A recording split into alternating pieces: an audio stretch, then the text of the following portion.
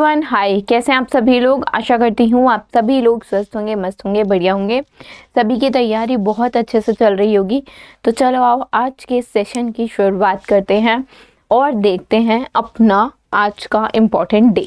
तो आज का इम्पॉर्टेंट डे और आज 13 फरवरी है। तो आज डे जो है और भी डे लोग सेलिब्रेट कर रहे हैं, बट बीइंग अ स्टूडेंट हम कौन सा डे ऑब्जर्व करेंगे? World radio day. ठीक है, world radio day 13 February and इस बार की थीम है radio and climate change. Right, चलो न्यूज़ पे आते हैं इन फॉर्म ऑफ क्वेश्चंस जो हम लेके आते हैं। राइट, तो अभी पैरा आर्चरी एशिया कप हुआ है और पैरा आर्चरी एशिया कप में भारत ने प्रथम स्थान हासिल किया है। ठीक है, India got the first spot और इंडिया जो है वो फर्स्ट पोजीशन पे आई है। राइट, अब इंडिया ने कितने गोल्ड, कितने सिल्वर और कितने ब्रॉन्ज मेडल उनको इंडिया को मिले? ठीक है, इंडियन एथलीट्स को मिले। तो टोटल एक तो 12 हैं। ठीक है, 6 गोल्ड, 3 सिल्वर और 3 ब्रॉन्ज। तो टोटल जो मेडल हैं वो 12 मेडल हैं जो इंडियन एथलीट्स को मिले। कहाँ पे हुआ? बैंकॉक में, थाईलैंड में हुआ। ठीक है, बैंकॉक थाईलैंड में ये पैरा आर्चरी एशिया कप हुआ।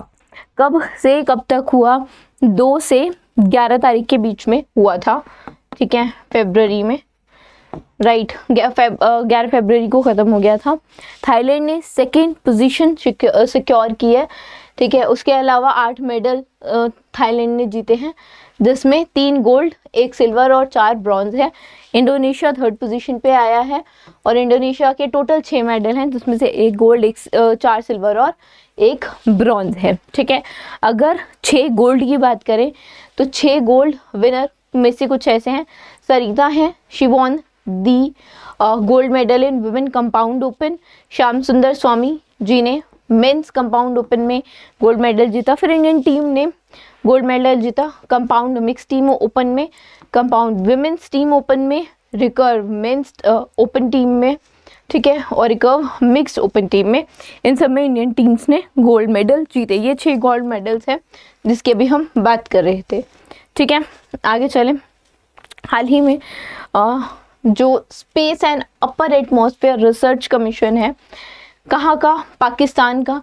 उसने टीप अप किया है चाइना के नेशनल स्पेस एडमिनिस्ट्रेशन के साथ। CNSA चाइना का नेशनल स्पेस एडमिनिस्ट्रेशन है, जैसे हमारा इसरो है। For the Chang'e E8 mission to moon scheduled for 2028। ठीक है, 2028 के लिए जो चाइना का मिशन है टू मून, उसमें basically Pakistan would be involved and ये पाकिस्तान की तरफ से उनके साइंटिस्ट या basically for Pakistan it would be a big achievement we can say. सभी लोग साउथ पोल को ही क्यों टारगेट करा जा रहे हैं? ठीक है, beat India, beat any country. ठीक है, क्योंकि वहाँ पे ना जल की मात्रा के अंश मिले हैं और ऐसा कहा जा रहा है कि जो एक सूटेबल कंडीशन है फॉर स्टडिंग एंड एवरीथिंग वो वहाँ पे है। ठीक है, तो this is basically Pakistan first major involvement lunar mission में। पहला इन्वॉल्वमेंट है पाकिस्तान का थ्रू दिस। पाकिस्तानी साइंटिस्ट जो हैं, जो मिशन है वो ऑफर करेगा पाकिस्तानी साइंटिस्ट इंजीनियर को एक अपॉर्चुनिटी कि वो एक्सपर्टीज़ डेवलप कर सकें ल्यूनियर एक्सप्लोरेशन में, हूवर टेक्नोलॉजी में और प्लैनेटरी साइंस में। ठीक है, कोलैबोरेशन में क्या होगा? जो पाकिस्तान का रोवर है 35 किलोग्राम का, वो डिप्लॉय होगा कहाँ पे? मून के साउथ पोल में, जो कि चाइना के large international lunar research station project का एक पार्ट होगा। ठीक है, आगे चलते हैं, नेक्स्ट देखते हैं। तो नेक्स्ट क्वेश्चन क्या है? Savitri Thakur, minister of state for ministry of women and child development जो हैं, उन्होंने लीड किया है Indian delegation at 63rd session of commission for social development, जो कहाँ पे हुआ है? ये हुआ है न्यूयॉर्क में। ठीक है, कहाँ हुआ है? न्यूयॉर्क में हुआ है। ये जो सेशन है बेसिकली इसमें डिस्कशन हुई है, कोलैबोरेशन हुआ है on social development. Right, as the name suggest social development challenges and इसमें जो एम्फेसिस है सोशल पॉलिसीज पे एम्फेसाइज किया गया है, ग्लोबल सोशल वेलबींग पे ध्यान दिया गया, बात की गई है।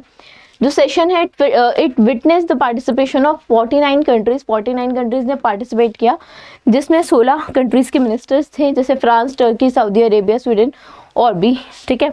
और जो सेशन है, सेशन में जो सावित्री ठाकुर जी हैं, उन्होंने जो भारत की तरफ से जो पोर्ट्रे वो करना चाहती थी एज एन अ थीम जो उन्होंने दी, वो है strengthening solidarity and social cohesion, ठीक है। शी ऑल्सो हाईलाइट इंडिया का जो विजन है, सबका साथ, सबका विकास और सबका विश्वास, that is development of all, उसको भी उन्होंने बताया, कहा, लाइक पोर्ट्रे किया, क्योंकि वो इंडिया को रिप्रेजेंट कर रही थी।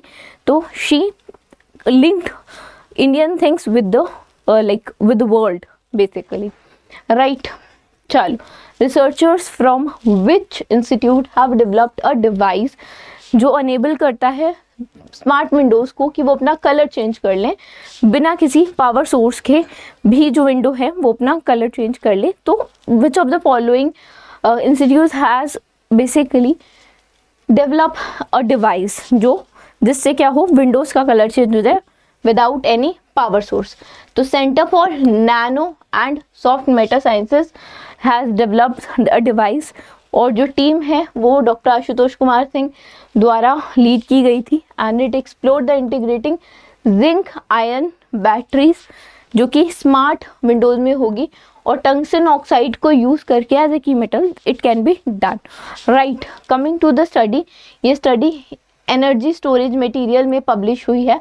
एंड जो कोटिंग है टंगस्टन ऑक्साइड की इथेनॉल के साथ, वो यूनिफॉर्मिटी फिल्म की मेंटेन करेगी, और उसी की वजह से मरंगोनी फ्लो इफेक्ट होगा। That is a phenomenon, liquid का फिनोमिनन है कि जब लो सरफेस टेंशन होता है तो जो लिक्विड है वो हाई सरफेस टेंशन में फ्लो करता है, जैसे हम जो है जिसकी वजह से हम बेसिकली डर्ट हटाते हैं फ्रॉम योर वाटर फ्लो करता है, और डर्ट बेसिकली हटती है स्पॉट पे से, ठीक है। This research advances sustainable energy solution for smart electronics that is powered by renewable energy, right. आगे चलते हैं, नेक्स्ट देखते हैं।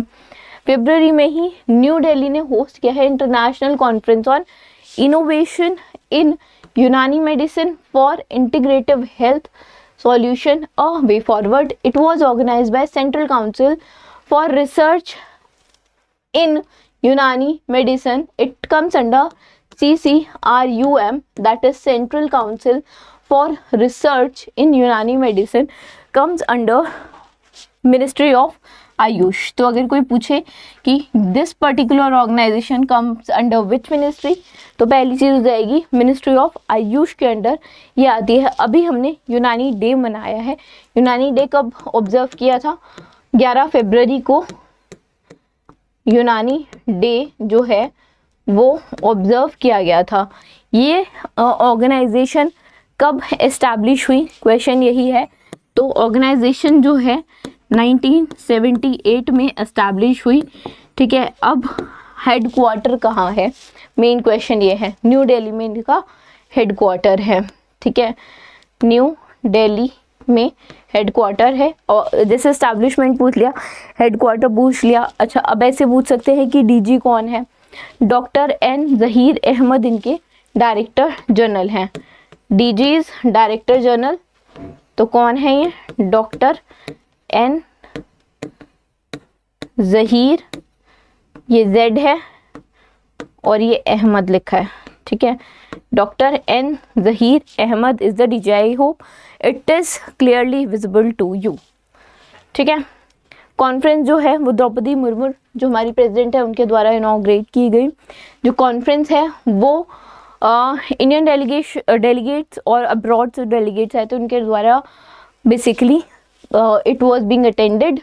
प्रैक्टिशनर्स और एक्सपर्ट्स जो हैं यूनानी मेडिसिन में यूएसए से, ईरान से, साउथ अफ्रीका से, Malaysia, Bangladesh, Tajikistan, Uzbekistan, Sri Lanka, UAE, इन सब ने कॉन्फ्रेंस में पार्टिसिपेट किया।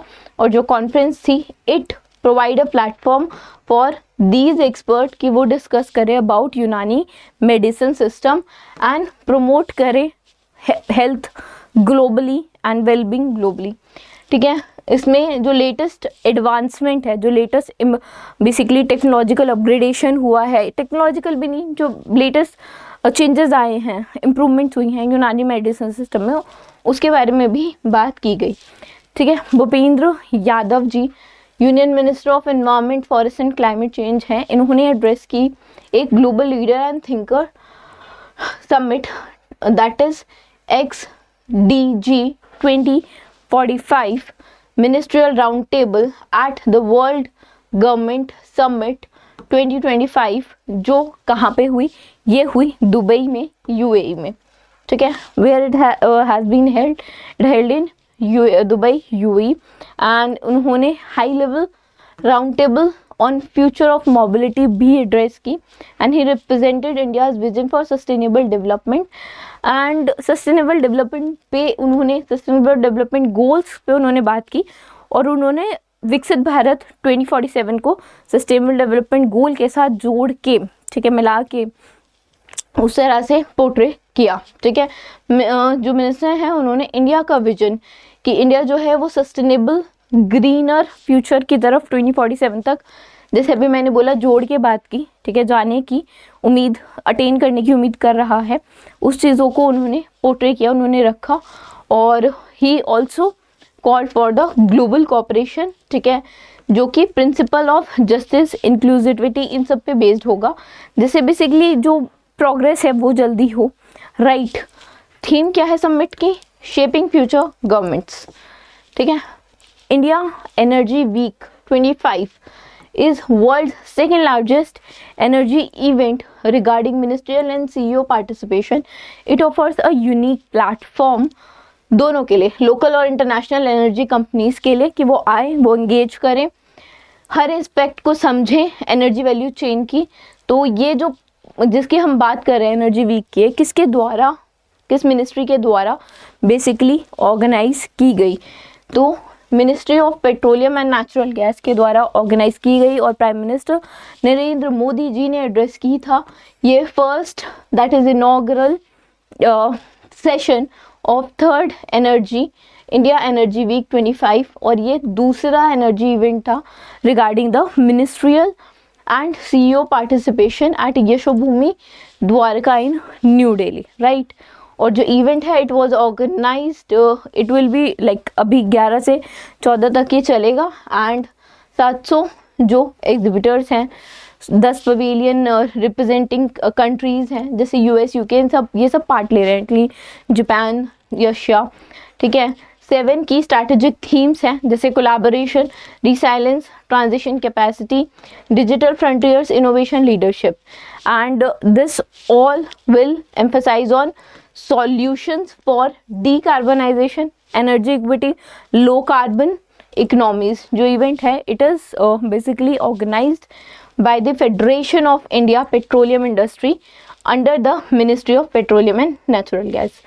आगे चलते हैं। The question is consider the following points about Artificial Intelligence Action Summit, जो अभी बहुत ही ज़्यादा चर्चा में है क्योंकि PM मोदी जो हैं वो उन्होंने इस समिट को अटेंड किया है।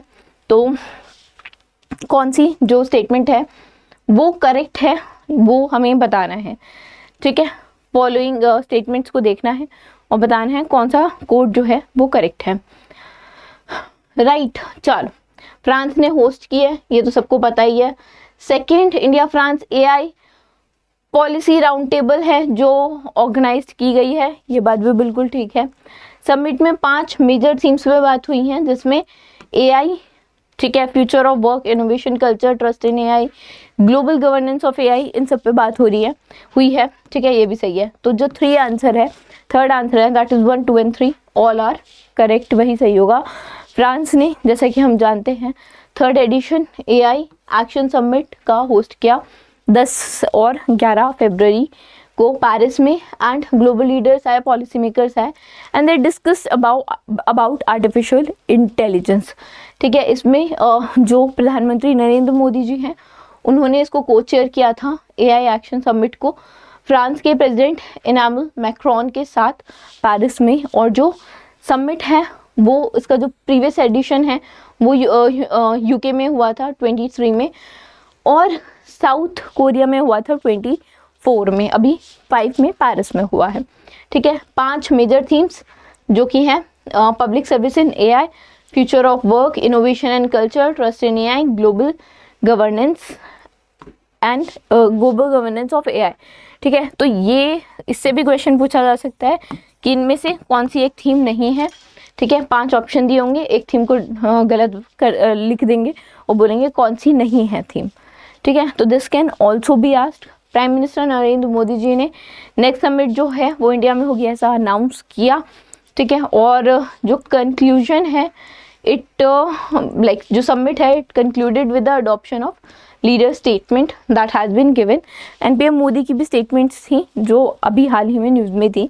ही टॉक्ड अबाउट एआई, बहुत सारी बातें उन्होंने कही, उसमें से काफ़ी सारी चीज़ें इंक्लूडेड थी। जैसे उन्होंने अब एआई है, जैसे वी नो थिंक कि जॉब्स ले रही है एआई, ठीक है, लोगों की, बट जॉब देगी भी, क्योंकि टेक्नोलॉजी है, उसको ऑपरेट करने के लिए ह्यूमंस ही चाहिए, बट स्किल्ड ह्यूमंस चाहिए। ठीक है, तो ये सारी बातें पीएम मोदी जी ने की। ठीक है, फरवरी में rediff.com इंडिया को ग्रांट किया गया third party application provider licence by NPCI उनके digital payment platform Rediff pay के लिए। ठीक है, तो कौन सी कंपनी से ओन करती है रेडिफ को? ठीक है, रेडिफ को ओन करती है इन्फीबीम एवेन्यूज। ठीक है, और एक्सिस बैंक जो है वो पेमेंट सिस्टम प्रोवाइडर की तरह काम करेगा।